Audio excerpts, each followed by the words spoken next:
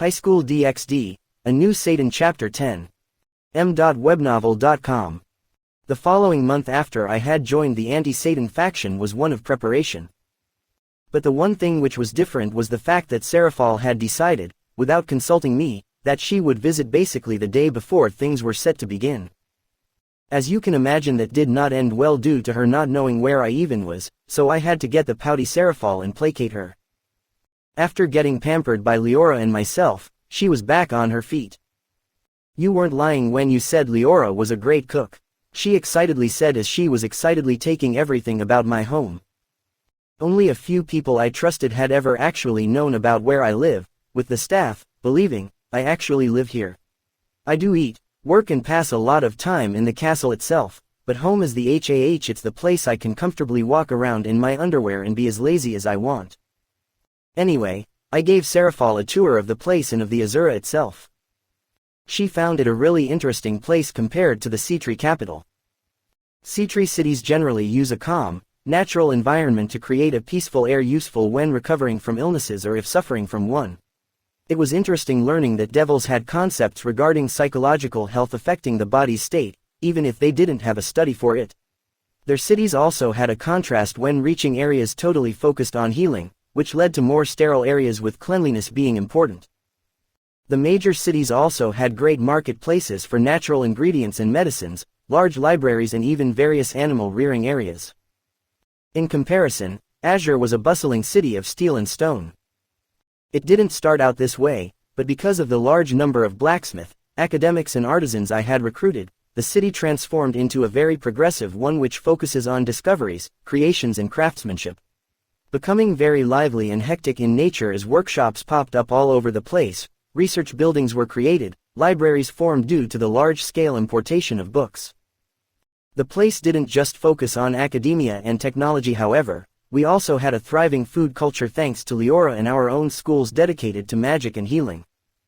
It was lively, with new things happening all over the place, which also led to it being a lot of my own paperwork and the city probably having the largest guard force around. That last one mostly to handle the dozens of little accidents happening all over the place or when someone breaks some rules, real crimes not being much of a problem when I can feel everything within the city and then some. Serafal on the other end was fitting right in the lively atmosphere as she ran around like a child on Red Bull. "Ooh, look Lith, what was that explosion?" my energetic guest asked. "That would be Trio's alchemy shop. I think he was trying to make some sort of animated fireworks." I answered the girl. "That sound great," she responded. "What's happening there?" The direction she pointed out had two men in aprons cooking over outdoor grills as people salivated in the audience. "That would be a cook-off." Leora thought having some competitions would help stir her creativity regarding cooking, and it took off amongst chefs and cooks in my territory, mostly to solve disagreements, improve themselves, show off their skills or for a chance to challenge the undefeated chef, Leora herself. I explained as I remembered the day when Leora began turning my city into one straight out of Food Wars. It was honestly a good day. It would improve the quality of life, help the agricultural sector, boost the economy, make the people happier, and my food would get tastier. I just had to pass some laws regarding abusing the challenges. "Let's watch," Serafal said as she dragged me to the intense cooking match. From what I could tell, the burly cook on the left was roasting a special species of great boar and the one on the right was grilling a type of sea serpent found in one of the lakes I had formed a city at. Both men were working furiously as the hourglass continued to flow. "Excuse me, Lord Azeroth," a hesitant and nervous voice came from my side.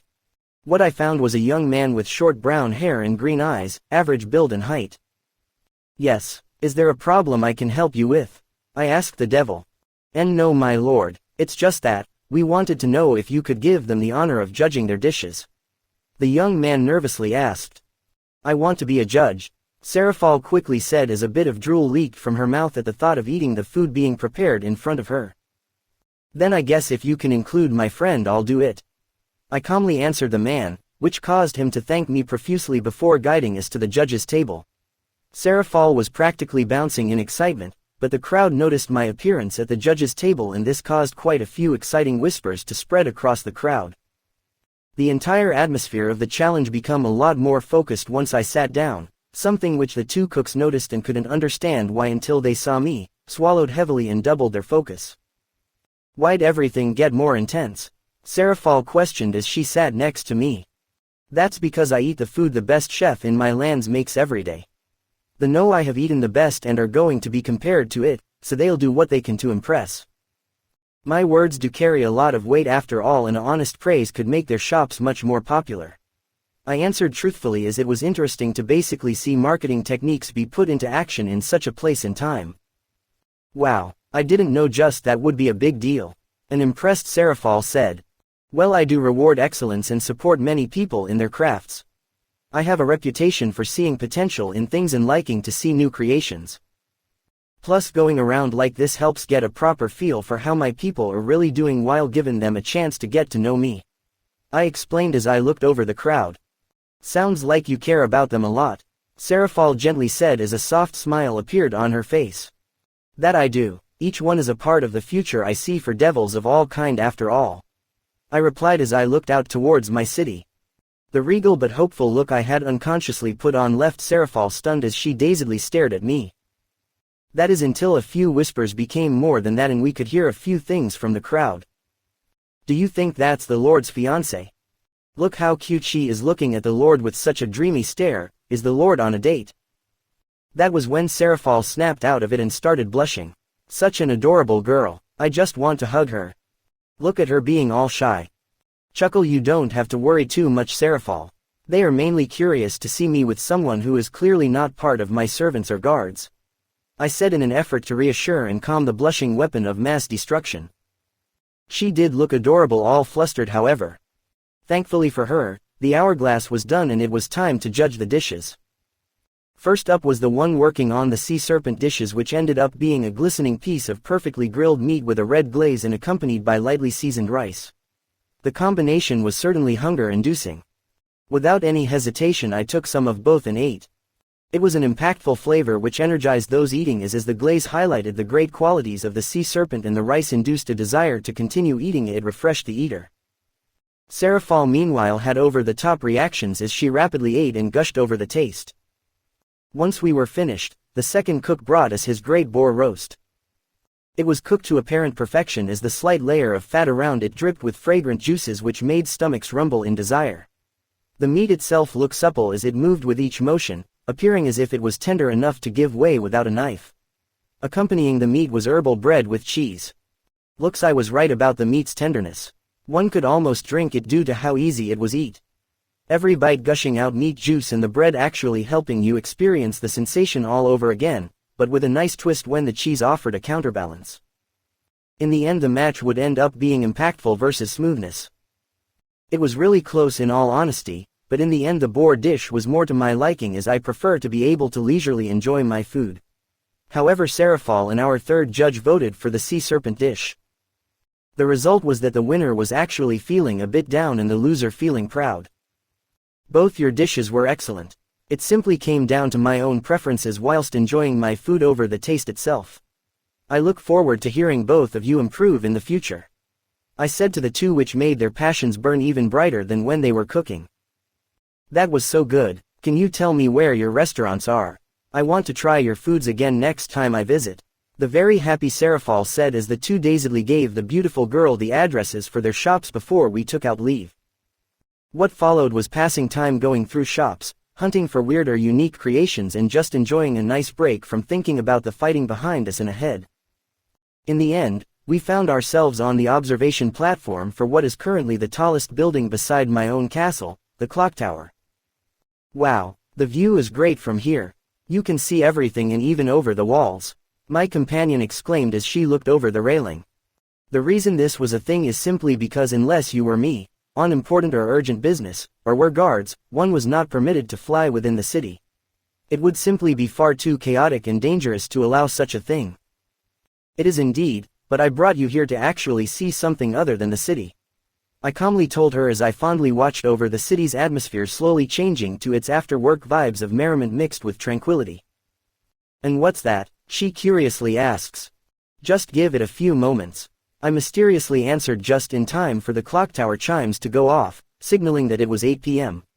Now look up. As she did, a silent gasp escaped her lips and wonderment light up in her eyes as she witnessed the usually featureless night sky of the underworld light up with countless twinkling stars dancing in the sky. "It's so beautiful," she softly said as she looked up mesmerized. "Yeah, that's probably one of the things I'm most proud about, honestly. My greatest and probably only piece of art," I said as I too looked at my own work in satisfaction.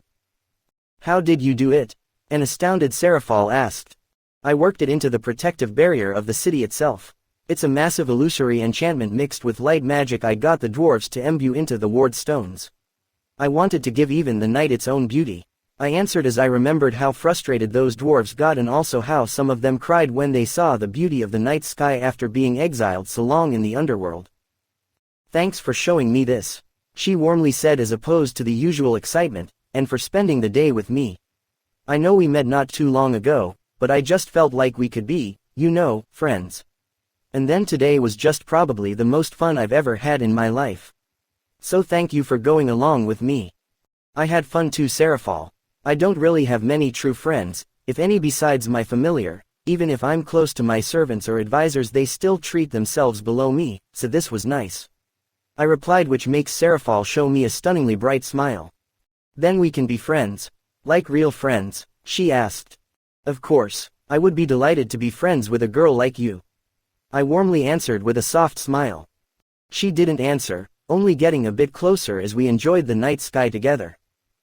Some time later, as the two decided to go back to the castle.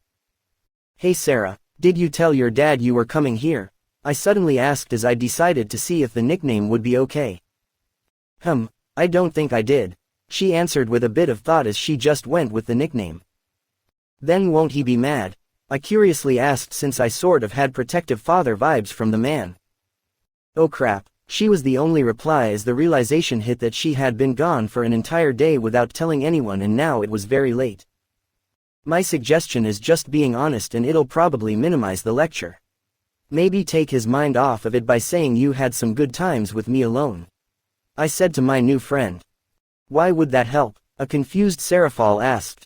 "Because he seemed quite protective of you and didn't seem to like you being alone with guys much. It'll probably make him focused on me instead," I answered as I couldn't really care much about this unless it affected business. "I guess I can try," she said as it was worth a shot. "Just talk about all the things we did and specify that we were alone the entire time." I added so she could deal some heavy damage if her father was as protective as I thought. "Alright, can you send me back? I still don't actually know where this is in the underworld," she said as she readied herself.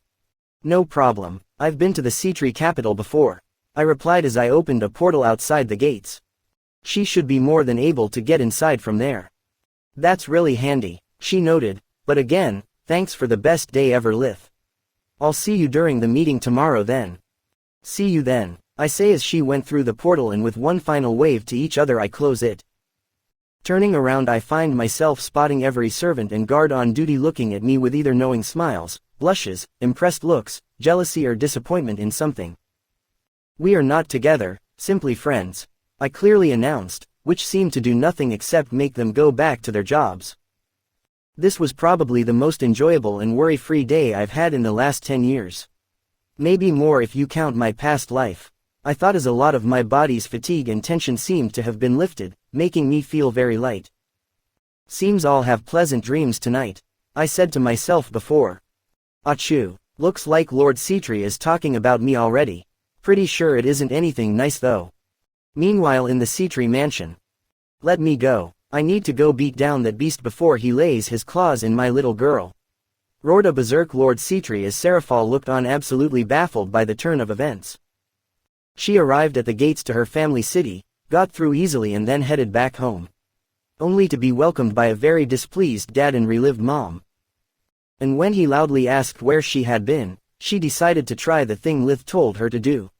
So she talked about her days she spent together, about the food they tried, the shops they visited, the people they met and how beautiful the stars he had given his people were. By the end her mom had a happy smile and looked like she was remembering a nice memory, while her dad looked almost white before erupting angrily and saying he needed to find Lith so he could neuter him. That snapped out her mom from her thoughts and now here we were. with her mom using water magic to restrain her dad as he thrashed around trying to escape but not using any magic to do so for some reason. I'm glad you had such a lovely day, dear. Just make sure to warn us next time, okay? We were really worried, she gently said as that made her feel guiltier than her dad's usual lecture somehow.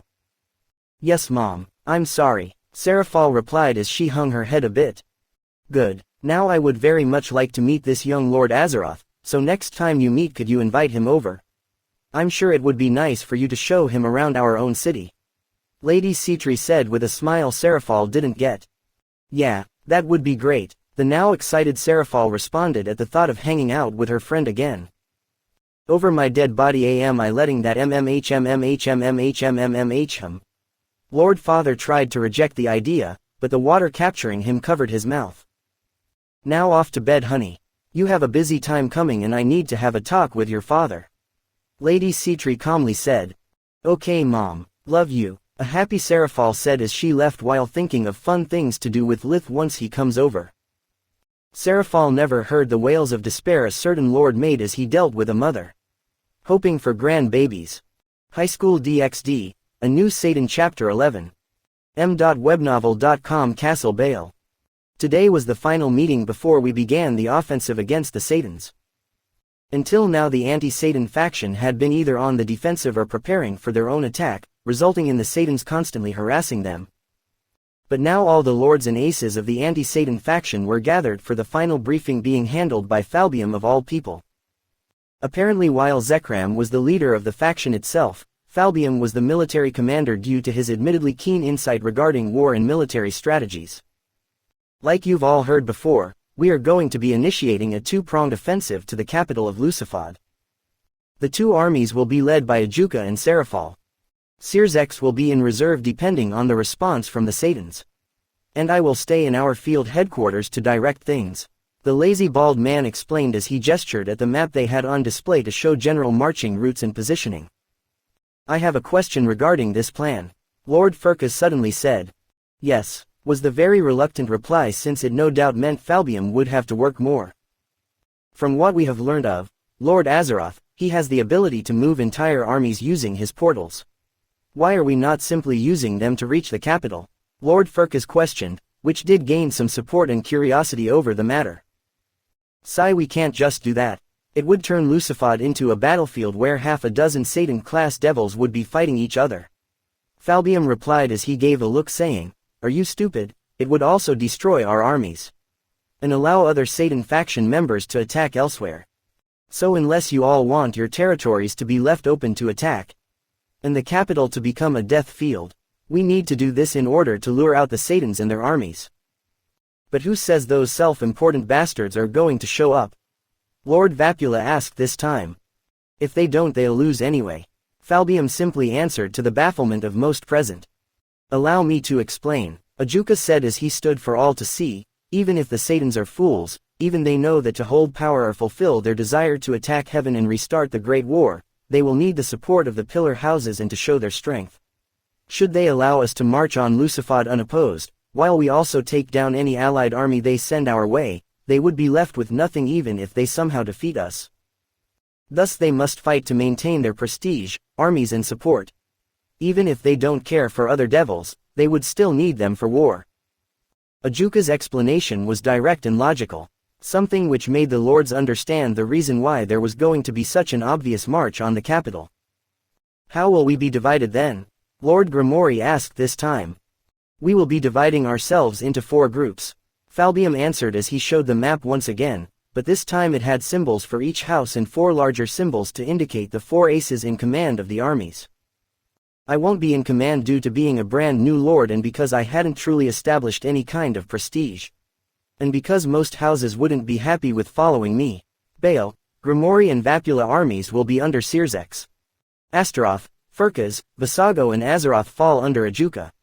Citri, Agaras, Phoenix and Balam will go with Seraphal. Glacia Labelas, Gamagen and Andrialphus will protect headquarters under me, Falbium said as the groups were formed with the leaders in mind. Baal is linked through marriage with Grimory and Vapula, meaning the 3 will have no problem following Sirzek's command. Astaroth and Visago are old allies, Furkaz respects Ajuka enough to follow his commands as well, and I would be content following any of the four. Citri has important connections with Agaras and Phoenix, while Balaam's lord is quite fond of my friend. And the rest would follow Falbium since they respect Zekram enough to understand he put the bald guy in charge of this campaign for a reason. Seeing no issues, the final meeting was over and everyone began to leave to finish preparations and head to their own gathering points. Meanwhile I was chatting with Serafal. "Why couldn't you be in my team, Lith?" She lightly whined as she hugged my arm, saying it was her right as my friend when I asked why she was being so physical. Mean baldy Falbium. I was not going to say no and just enjoyed the feeling of such an adorable and sexy girl. Plus it was funny feeling Falbium almost trip when he heard her. I'm sure they thought I would be more useful with Sir Ajuka Sarah. Besides, if anything goes wrong I can come see you in mere moments. I said to her as I pat her head, making her smile a bit and lean into it. I know, I just thought it would be nice to fight together. I'm really curious about how strong you are and how you fight. She replied as she looked up to me. Meanwhile I was feeling a piercing glare which I ignored. How'd it go once you got home yesterday? I suddenly asked since the glare was worse than when he was conflicted last time. Oh, it went well. Mom made me feel bad since I really made them worry, but I didn't have to sit through another of Dad's hour-long lecture. She looked happy that I had fun though. She recounted with fluctuating emotions due to guilt, relief and overall feeling happy. Mom also told me to ask if you wanted to come to visit us next time we can have fun together. Sounds good, Sarah. It'll be nice to visit again. I replied with a smile, which made her quite a bit happier. I'll show you all the best spots people who don't live there won't know about. Then we can go see the Citri forest. I'll introduce you to the aunts and uncles working at the castle. I can even show you all the stuff in my room. The energetic girl rapidly said, but I could feel her father's spirit cracking when she mentioned bringing me to her room. It would seem Serafal is a bit oblivious regarding how relationships between two genders worked, but who am I to say no? I look forward to it, Sarah. I warmly said to the girl, here's some of those cookies you liked from Leora. She made those this morning knowing you were going to be here. Yay, she happily exclaimed as she grabbed them and twirled a bit as she finally let go. Glad you like them. Now I have to go get ready. I'll see you at Lucifad, all right? I said to the girl, which makes her put on a much more serious face than usual. Yeah, be safe, all right? Don't do anything stupid for glory or something like that. The now worried Serafal replied. Don't worry, I'm quite hard to kill. You be safe too, I responded as I vanished from the room and reappeared at my main fortress. Aegis, Azeroth Territory Military Citadel and City.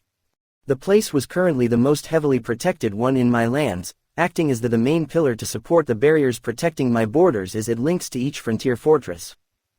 It was also a completely military city with housing for families of soldiers and officers so they wouldn't have to go through long-term separation. The city was surrounded by its own walls, had shops, entertainment and leisure areas, a regulated red light district since it is good for single soldiers, and military schools built for those wanting to climb higher and a junior section for kids. At the center was the citadel itself, representing the will to defend House Azeroth and its people. A grand fortress which served as the command center for every armed force in my lands, the guards, legions and huntresses. Each had a representative in this place. It also had a massive underground shelter so those living in the city could be safe should something dangerous happen. Inside said citadel, I was currently having my own final meeting with the leaders of my forces, which included my chief military commander, Heltana as the leader of the huntresses, Lomer, who is turning into my personal bodyguard, the representative for the city and town guards across my lands. Are things as you've predicted, my lord? My military commander named Horuth asked. He's an old veteran of the Great War and has strong morals, experience and broke through to the ultimate class after I freed his talents as a general, warrior and earth magician. He wears a black dwarf-made armor with my crest on the front, under which has a good amount of muscles for an old man, short white hair, neatly trimmed beard, blue eyes, and a few scars on his face, with the most prominent being one on the right side of his face which starts near his mouth and ends at his ear. Yes, it's a two-pronged attack with ourselves being under the command of Ajuka Astaroth. He and Sirzex should be the strongest devils in the underworld, and while Ajuka is smarter, Sirzex is more charismatic, so I see this as a good placement. Although I do believe it's mostly to keep an eye on us, being under Ajuka is better than I thought. I answered the old man. Who will you be taking, master? Heltana asked this time. The 1st, 2nd and 3rd legions are coming. Heltana, you and your huntresses will be acting as our scouting corps and harassment unit later on. I will also be bringing Sigil and Lomer along. The big guy's progress has been rather great in the last 6 months, and I think a battlefield such as this will help him tremendously. I answered one of my first servants as she accepted dutifully. So that means we're bringing 8 ultimates, huh? Those bastards are going to shit their pants. Horuth summarized with a savage smile. He had been completely screwed by the current and old Satans. Because of the orders of their stupid, prideful and cowardly descendants, he lost everything during the Great War. Their orders caused the army he had been leading for decades to be wiped out. His son, brother and his close men died. He was removed from command, and then they laid the entirety of the blame on him, on the words of the whelps who were supposed to be in charge, just so the piece of shit could ****** his daughter as recompense for losing. I found him drinking away any winnings he was making, fighting as a gladiator, barely staying alive as he hoped to at least die at the hands of a warrior and not by killing himself like a coward. I offered him a place here and he agreed once I spoke to him about what I want to achieve and that I would need someone with real experience to lead the people I was gathering. Ever since he's been getting back into proper shape, calling for old comrades who he still knew and working on getting my armed forces on its feet with near unconditional support from me. Didn't even have to convince, the man using other means. So yeah, he's a bit excited that the strongest men and women are coming together to slaughter the Satans and their armies. Those ultimates, by the way, are Horuth himself, his second-in-command Thilis, Heltana, Sigil, Lomer, and the leaders of the 1st, 2nd and 3rd legions. Thilis was actually a man who had followed Horuth until the end of his career, settling down with his family after he was kicked out of the army due to having been under Horuth. He was an up-and-coming officer back then, who managed to save a lot of good men and women when shit went sideways. Horuth contacted him and offered a place for him and his family in my lands after getting permission, then began grooming him as his second. The man was good-looking with shoulder-length blonde hair and yellow eyes. He was leaner than most who trained their bodies due to favoring speed and technique over brute strength. He became well respected in his time here. But back on topic, yes, having 8 ultimates as part of a single fighting force was going to be quite the shock. We had more since each legion was led by an ultimate who had went through proper training and earned the approval of his men through friendly inter-legion competitions or monster subjugations. The guard captain and vice captain, who are the leaders of all guards and in charge of most internal security measures, are also ultimates. Usually ultimates were lords or at least related to pillar or extra houses, with them having a few as high-ranking members. They were the backbone of each high-ranking house. But me showing up with 8 of them was going to cause people to take me a lot more seriously just for that. Obviously they are still technically weaker than an ultimate from a pillar or extra family on paper, but their freed talents do close the gap significantly. I love my Longinus. Is it weird that I'm looking forward to seeing the looks on my allies' faces more than my enemies? I questioned the group. Nah, it's always fun seeing those high and mighty lords realize they aren't top shit. Horuth answered as he's probably had to deal with a lot of noble crap in his days. They deserve it for looking down on you for simply being born as your master. Heltana said as a sharp light flashed through her eyes when she remembered hearing about those who felt like her master didn't deserve to be a recognized lord. I guess that answers that. Horuth, I trust you to have everything ready soon. I'll open a portal near the gathering point afterward with Heltana, her huntresses, Lomer and Sigil going first. I said as I finished the meeting. Lomer excited to bash heads, chief. My big blue semi-bodyguard said as he cracked his knuckles. There'll be plenty of that, all right. Just take care of yourself, big guy. I replied as we walked through a portal and arrived where Sigil was currently being equipped with his own armor. Just because he was a beast, doesn't mean a lucky hit can't be annoying, and armor doesn't help. Plus it's not like unicorns have any natural armor, and since we will be heading to a battlefield with a Leviathan in it, it's good to have some extra protection. Even those erotic or perverted armors from canon technically protect the wearer through various enchantments and material combinations which allow for tough but lightweight armor. This is always surprisingly comfortable, my dignified familiar said as he tested his range of movement with the armor. He's worn it before to get used to it and for testing purposes, but those were works in progress. It was a special order made by the chief of the dwarves. They use the same type of armor Odin Sleipnir has, but modified it to fit you. I responded with satisfaction since those little guys really knew their stuff. I only wish I could have a more honorable color than black. It makes me look evil when I wear it. He lightly complained as his knightly ideals came up. Well, you had to match me and the rest of the army. I replied with a shrug since it wasn't the biggest of deals. Plus he looks a lot more intimidating with the black armor. This but black. I know, but I am still excited to fight on such a large battlefield. The monster stampedes are a much different experience, Sigil said as the ones equipping his armor finished and he began to trot around. Perfect. It'll be interesting alright. You ready? I asked my friend and borderline family. 100%. Let's show these dastardly foes our might, he declared with a stomp of his hoof. Atta boy, I replied as I mounted him and we headed to our gathering point. Didn't even need to do anything and just enjoyed the ride. Plus me riding on Sigil's back is mostly for looks. We will see how the battle goes and if I can stay on his back while fighting or if I'll need to get off and give it more oomph. Once we got there I was quite surprised to find Leora and Fia there considering I never planned on bringing the two. What are you two lovely ladies doing here? I asked as Sigil came to a stop. Don't you have your duties in the castle? My duties are to see to your needs, master. I simply left my deputy in charge while I do so. Fia calmly answered as always, even if she was saying something a bit ridiculous. Well, not like you'll willingly stay behind anyway, but how about you, Leora? I followed up with. My job is to make your food, master. Without you it would only be making food for other servants and guards, something which the others can handle. She replied pretty much the same thing as Fia, but her look of determination and care made it cute and heartwarming. Well, at least you can whip those army cooks into shape while you're not cooking for me and the higher-ups then, I said to the brunette. Of course, I can't let them serve subpar food to your soldiers after all. Everyone should be able to enjoy good food, she responded with words of truth. Haha, I'm sure you'll get very popular that way, Leora, I happily said to the motherly servant of mine. Oh, it's been some time, Fia and Leora. How have you been? Heltana said as she noticed her two long-time friends. They have known each other and served under me for years now after all. And even though Heltana was always away doing her own work, my four original servants are all close to each other. I have been good, Heltana. How have you been since our last outing? Fia replied politely due to being on duty. My girls and I have been good, with nice hunting grounds available keeping things interesting. Even got a good number of recruits this time around. The red-headed huntress answered straightforwardly. Recruited the normal way or the personal way?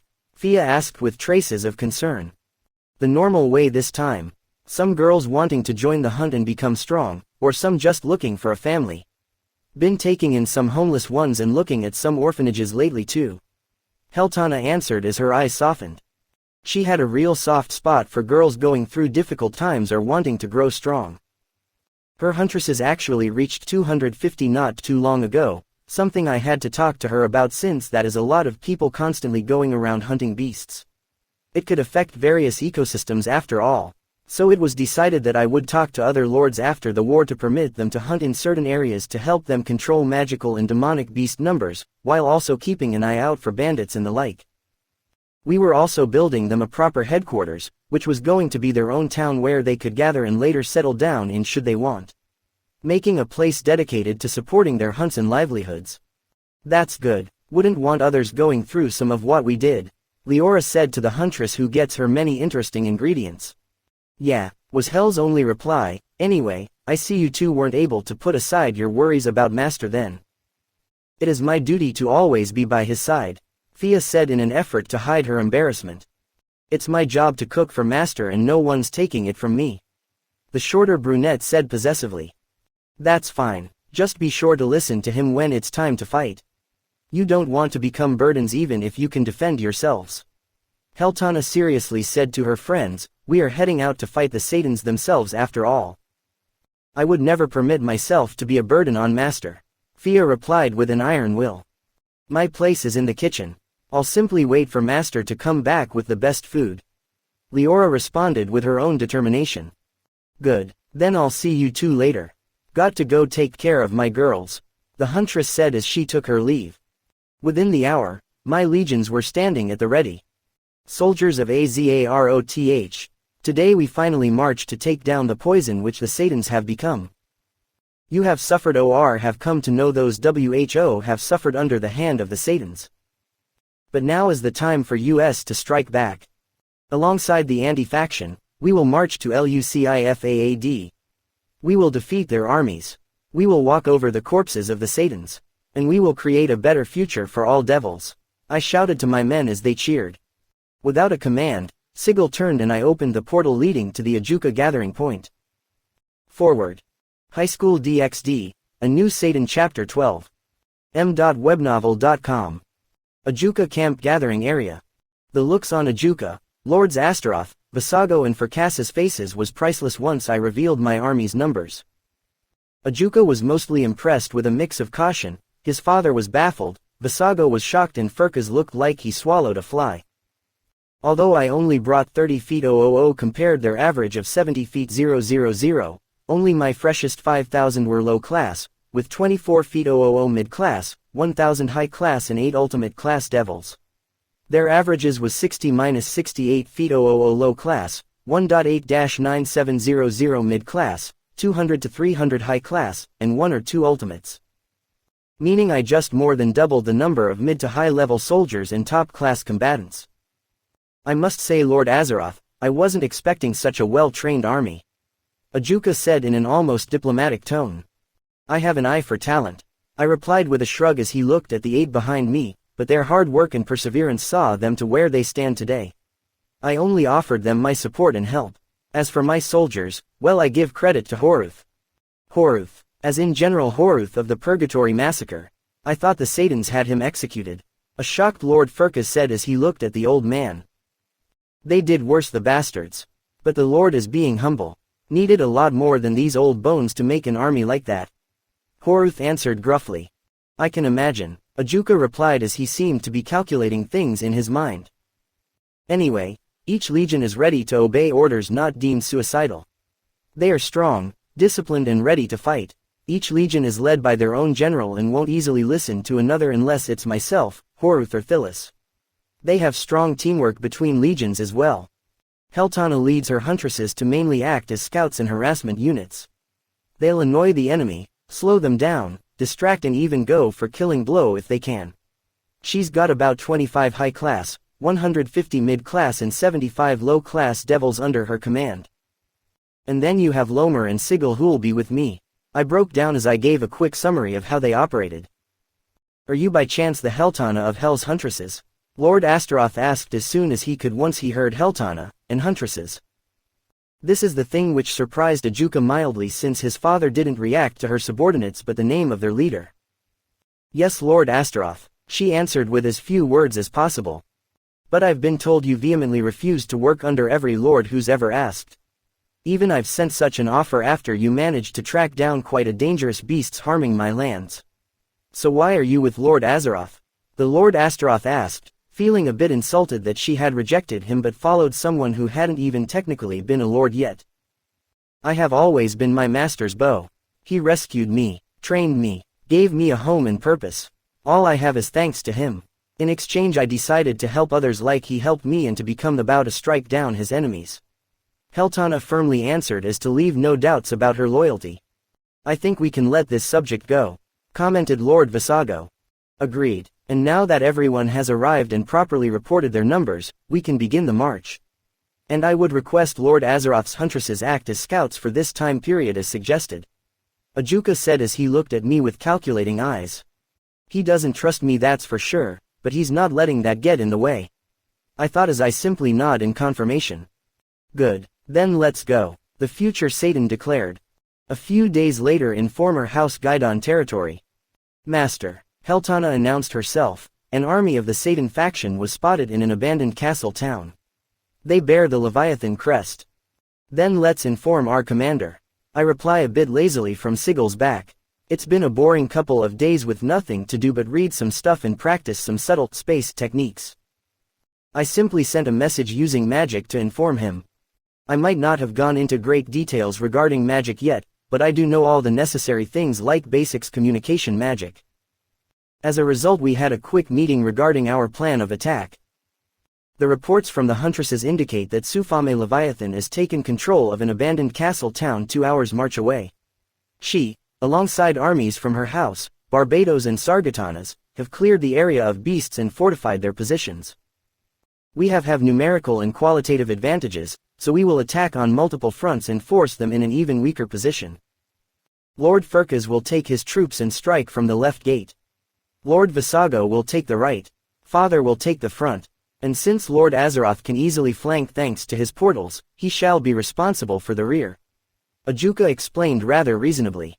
He can't give detailed orders due to only properly understanding the abilities of his own territory's army, so instead of forcing orders which could completely throw off the other armies, he's treating them as about equal and sending them to attack weakened enemies. A very mechanical way to lead, using assured data to find the best possible route at the time. What about the handling Leviathan herself? I asked, since she was the real threat in that army. Once she comes out, I will be engaging her myself, was Ajuka's answer to the query. I knew that, Commander. I meant your orders for when you shall be engaging her. Leviathans are supposed to cause tremendous collateral damage when fighting, and she chose this place precisely because there was a great lake nearby. If we aren't careful, our armies could suffer significant damages, I replied as I corrected his misunderstanding. Although we have about the same amount of experience in war, I have spent years learning to lead my soldiers in battle during training and from experienced soldiers, while preparing for the enemies I would face during this war. I knew the current Satan faction inside and out. Meanwhile, Ajuka may be the most intelligent devil alive, but he is not a leader.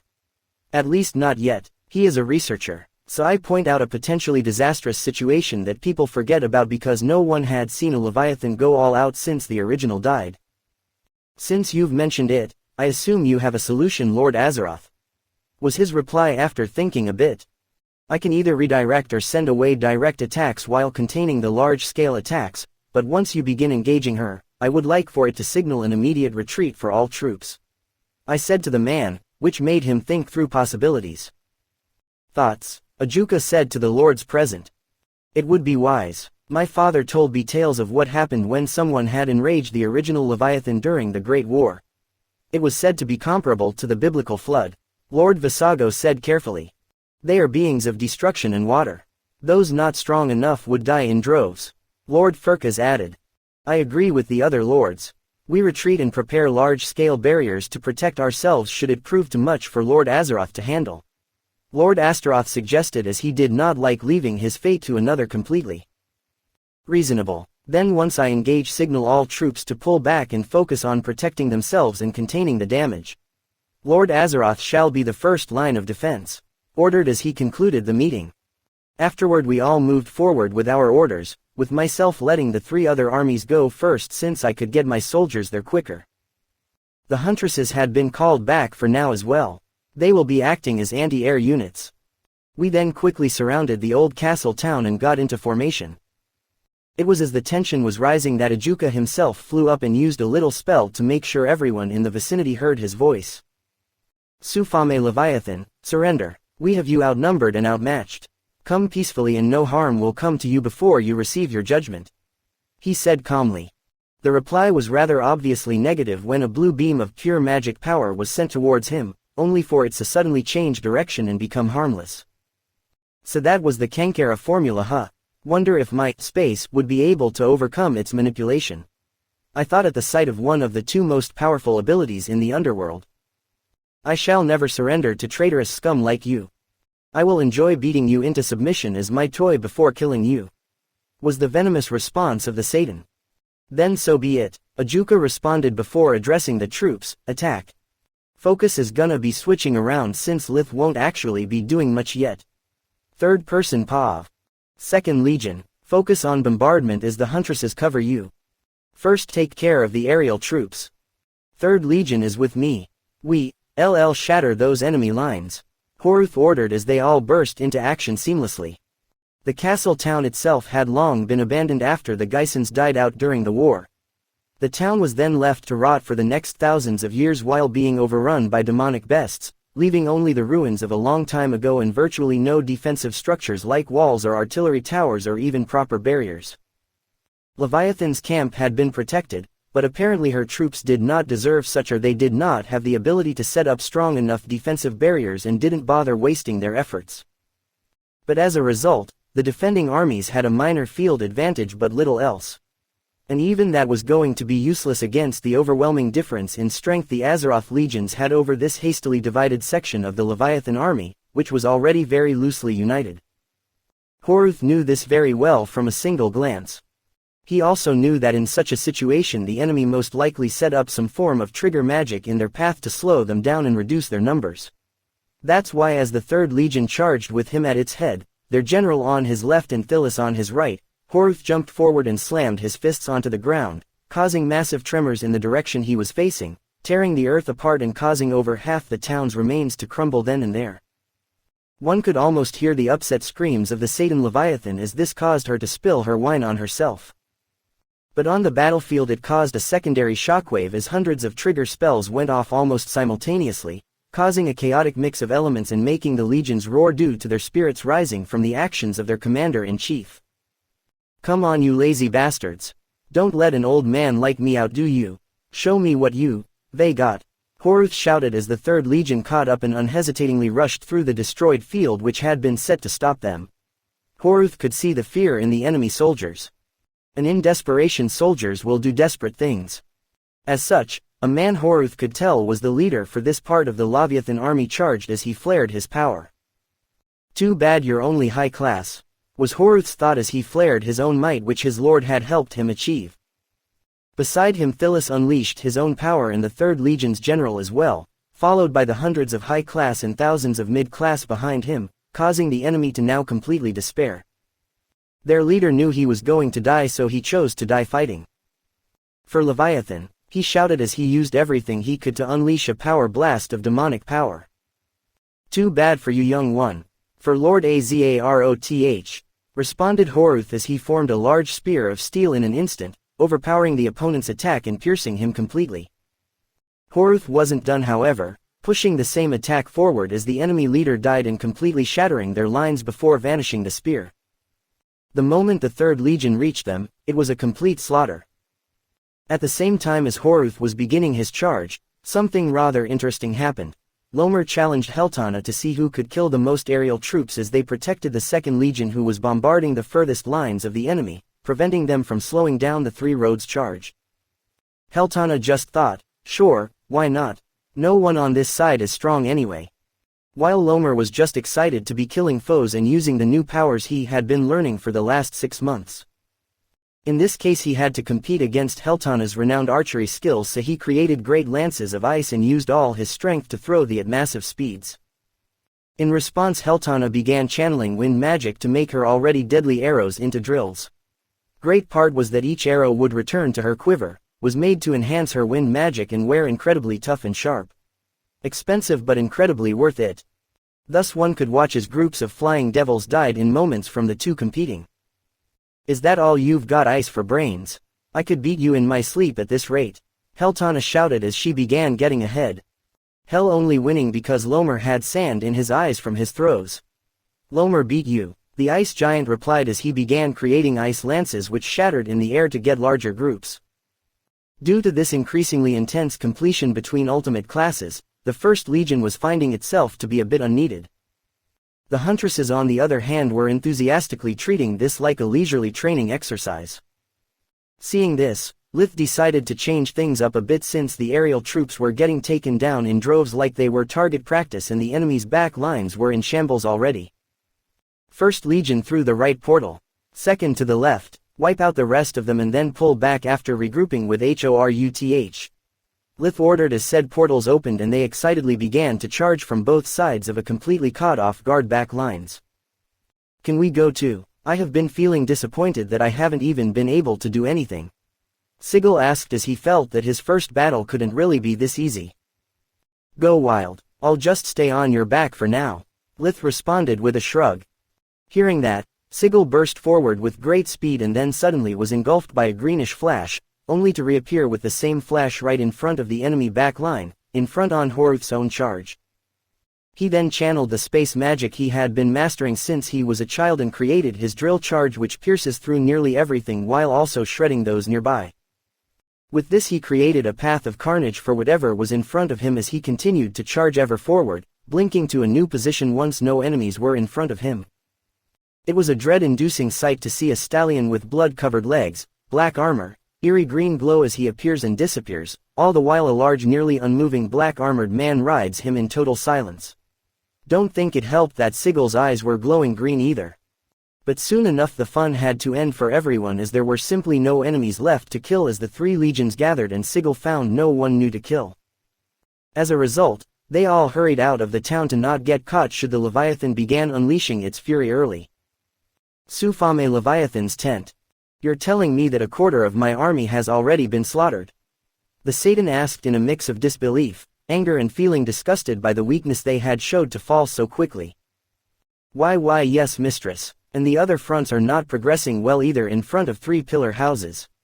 The servant replied as she continued her report. Who were the ones to win already and what are they doing now? The Leviathan asked instead of caring about the ongoing fights. They seemed to be pulling out of the town and waiting. And they said it was the same crest used by the reported Azeroth. The servant answered with a bit of confusion since she couldn't understand why someone who had won so quickly just retreated. Oh, so the bug knows his limits. Whatever. After killing this Ajuka Astaroth who claims to surpass my mother, I will see what kind of toy he is. Sufame declared as she licked her lips in excitement. Left gate, House Furkas vs Leviathan Ground Elites Battlefield. Contrary to the rear battlefield which held a properly balanced mix of troops, Lord Furkas found himself fighting the Leviathan units which specialized in fighting aquatic and land-based foes, resulting in his house's special bicorn cavalry to become very ineffective unless they could break through the very strong defensive lines. Unfortunately, Lord Furkas was being stopped by a close general of Leviathan herself as he used his water magic to counter him at every turn. Ha ha ha, you pitiful fools think you can challenge the mistress with this measly strength? You shall die here and now. The general mocked. HMPH, this will end with you trampled by my mount, roared out Lord Furkas as he charged towards the hateful foe. But as those two focused on killing each other, a portal appeared near the Furkas lines which made them tense until they realized that this was the ability of the newly titled Lord Azeroth. Out of the portal came Lomer and a still blood-covered Sigil. Look at all the skulls to crack. Lomer's so happy, the blue-skinned giant said as he ran towards the enemy. Well, I did say I was disappointed. Let's see if these men offer a better challenge. Sigil thought to himself as he charged as well, incorporation his light magic this time since Lith wasn't on his back. Right gate, Visago vs Leviathan Field Elite. Come proud Visago men, show these dogs our might, roared the surprisingly passionate Lord Visago as he clashed with the enemy general. You will not defeat the blades of the mistress. The opponent calmly replied. We, LLC about that. Lord Visago replied as he used the gravity magic his clan inherited to counter his opponent's attacks. OC power, weaker than sacred gear shown if not at least high ultimate with it. Chose this since Baal has destruction and Agaras is some time as first and second ranked houses, so gravity for third made sense. And as the large-scale skirmish was happening all around them, a portal opened closer to Visago lines, revealing Horuth and Thilis who simply looked at the melee and decided to properly gather men by making them follow a line of slaughter. These kinds of battles had been quite common during the Great War, so knowing what to do was rather simple for them. Front gate, House Astaroth vs. Leviathan Elite Aerial Troops. Keep firing in rotation, those slippery bastards can't dodge forever, Lord Astaroth ordered. It was a rather frustrating battle for him so far due to his opponent being a bad matchup overall for his magical bombardment-focused troops. The opponents had been elite aerial troops basically made to counter bombardment troops. They were slowly winning simply due to overwhelming firing rate at this point, while Lord Astaroth was busy dealing with the very swift general opposing them. He just couldn't seem to land a decisive blow and his son seemed adamant about not moving until Sufame Leviathan had. But then he suddenly saw a large, but familiar portal open up as over 200 women walked out, following their leader. Show those fools how much more difficult our prey usually is, Heltana coldly ordered as she notched her arrow and signaled the begin of the opponent's despair as a hail of arrows precisely took down their targets. Back at the rear gate, House Azeroth vs No One Anymore, formerly houses Barbados and Sargatana's elite troops. The legions and their generals were taking care of the few wounded they had while enjoying some food. They were even able to enjoy themselves, for Boris things finally started to come to a close when everyone could feel the power coming from the center of the city. In that moment Lith opened portals for his followers, bringing them back to the group. Lomer had some small wounds here and there but smiling like an idiot. Sigil had even more blood on himself. Horuth and Phyllis were a bit tired but fine overall, while Heltana and her huntresses were talking about who won some beats regarding getting the most kills or whatnot. This will be a good opportunity to see the power of the Satan class. I'll be protecting everyone, so it's up to you if you want to watch or not. Should something unexpected happen, I will be teleporting you all away forcibly however. Lith told them all. None budged due to wanting to see what would happen next and because they trusted him. Seeing this, Lith opened his translucent wings and flew up near the two leaders facing off as Leviathan glared at Ajuka while he looked completely uncaring. Lith then channeled his space, creating a dimensional barrier around the entire remains of the castle town. It was a nifty one too. Who are you and what did you do? An angry Sufame asked. My name is Lith Azeroth and I just made a little barrier to stop the damage from this fight spread to too much. Lith lightly answered as she glared. Without any warning she sent a similar blast of demonic power as when Ajuka asked for her surrender, but this time at Lith. It never reached him as it simply entered a quick portal and another to send it back. Sufame managed to block it in time, but her attack left some damage on her hand. An Abaddon trick, she furiously growled. Technically, but I can do a lot more. Lith replied casually before looking at Ajuka, isn't this your fight commander? I was simply curious about your claims of being able to handle her attacks. Ajuka calmly replied. Lith knew it was to gauge his real strength, but that's hard to do when he's just messing around using one of the most useful magics against those who can't block them, portals. But he is correct, your fight is with me Sufame Leviathan, he declared as he glared his own power. Lith could feel the tremendous amount of demonic energy in him once he loosened the lid on it a bit, and it was plainly impressive. Worthy to be called a transcendental devil compared to the Satan class strength the daughter of Leviathan emitted. This got Sufame deadly serious as she understood that Ajuka's power was no mere rumors. She immediately shot quick beams of demonic powers to buy herself a little time, only for them to be redirected and rendered harmless. What actually surprised the both of them was when the beams got in contact with the barrier, they headed back towards Sufame, causing her to panic slightly and dodge, resulting in 4 explosions going off below the 2 and massive new craters in the ground. Forgot to say that what tries to leave goes back to its owner. Lith casually mentioned as he floated high above the 2. So be careful with your aim. That pissed off the Leviathan royally. Vast amounts of water then swept through the ruins of the castle town and gathered under the Leviathan. Both of you will die, she yelled out as serpents made of water targeted them both as she shot water spears like it was raining them. Unfortunately for her, Ajuka took control of everything she sent his way thanks to his Kankara formula, turning her attacks into mist, simply making them just water again, or turning the attacks against their creator. That was simply how overpowered the Kankara formula was. It allows Ajuka to manipulate the phenomena that occur in the world by using his demonic powers to fill in the calculations of the natural phenomena. Meaning as long as he understood how what was happening mathematical to a decent degree, he could fill in the rest using demonic power and gains control of what was happening or what he wanted to happen. Not 100% sure if that's how it works, but I feel like it should have limits since Sirzex was said to be the stronger of the two and it would be literally god-like as an ability. And while the two became more focused on each other, neither noticed that any attack sent his way simply went right through Lith. Some even went back towards Sufame because they reached the barrier, but she subconsciously forgot about the inactive threat and believed it was just Ajuka sending attacks back at her again. As the battle dragged on, Sufame realized that Ajuka was comfortably defending against he attacks and wasn't even striking back, which infuriated her.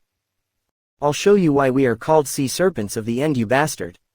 She yelled out as she began to transform into a massive snake-like dragon with azure scales. As soon as she transformed, massive amounts of water submerged the ruined town completely. She then used her booster control over water to send an enormous amount of water weapons, serpents, beasts and blasts towards Ajuka, while firing blasts which could have wiped out armies if there wasn't at least a Satan class blocking them. Ultimates simply had no place in front of them. But it was all for naught as Ajuka impassively stopped or redirected every attack, wearing down the very aggressive Leviathan as she tried everything to defeat the bastard, challenging her and her mother's prestige as the Satans and true devils. She was one of the rulers of the underworld and she would not be humiliated like this. In one absolutely massive blast of power, which held almost everything she had left, she put it all on the line to kill the devil staring down on her. But to her dismay, he was once again completely unharmed and not even seeming out of breath, while she was panting tiredly after all those extremely powerful attacks. Make no mistakes about Sufame Leviathan, she is an absurdly powered devil. If it wasn't for the 4, now 5, freaks who popped up in this generation with powers surpassing even her mother's generation, she would have been an unquestionable queen in the underworld. Her pure magic beams can level mountains and wipe out armies. Her water abilities can destroy cities effortlessly. Her Leviathan form could probably tail slap most devils into mush. But she was simply outclassed from the very beginning. Do you surrender? Ajuka calmly asked the exhausted Sufame, who suddenly transformed back into her usual appearance. Most likely due to not having the demonic power to sustain her Leviathan form any longer. I, daughter of Leviathan, shall never surrender to the likes of you. You scum, she venomously answered as she would die before yielding.